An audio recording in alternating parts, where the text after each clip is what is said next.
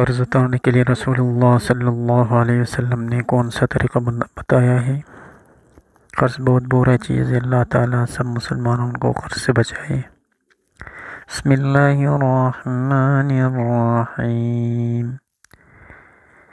ایک دفعہ رسول اللہ صلی اللہ علیہ وآلہ وسلم کے پاس حضرت علی کرم اللہ وجہہ تشریف لایا اور فرمانے لگا، یا رسول اللہ صلی اللہ علیہ وسلم، مجھ پر قرض چڑھے ہیں، اب میں کیا کروں؟ رسول اللہ صلی اللہ علیہ وآلہ وسلم نے حضرت علی کرم اللہ وجہہ کو کہا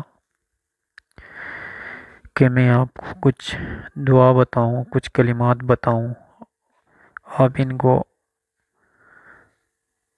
ان پر عمل کریں، انشاءاللہ سبیل پہاڑ، یعنی سبیل نام کا ایک پہاڑ ہے، جتنا قرض بھی ہو اللہ کے حکم سے وہ سب ختم ہو جائیں گے۔ پھر فرمایا وہ کلمات یہ ہیں کہ وہ یہ ہیں، یا اللہ مجھے حلال رزق عطا فرمائے اور حرام سے بچائے، اور مجھے یا اللہ اپنا فقیر بنا، اپنے علاوہ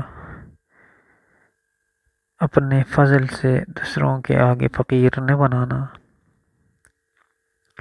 یہی وہ کلمات تھے آپ صلی اللہ علیہ وسلم نے حضرت علی کرم اللہ وجہہ کو بتایا۔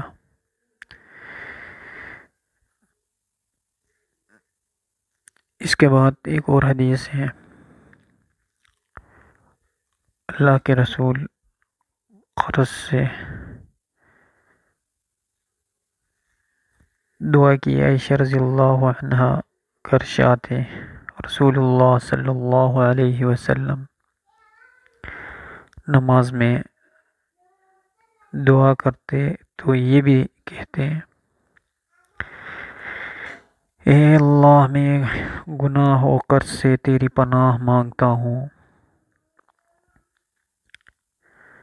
کسی نے عرض کیا، یا رسول اللہ صلی اللہ علیہ وآلہ وسلم، آپ قرض سے اتنی پناہ کیوں مانگتے ہیں؟ آپ صلی اللہ علیہ وآلہ وسلم نے جواب دیا، فرمایا کہ جب آدمی مقروض ہوتا ہے تو جھوٹ بولنا پڑتا ہے، جھوٹ بہت بڑا گناہ ہے، اس لیے اللہ کے نبی بھی محمد صلی اللہ علیہ وسلم جیسے بھی قرض سے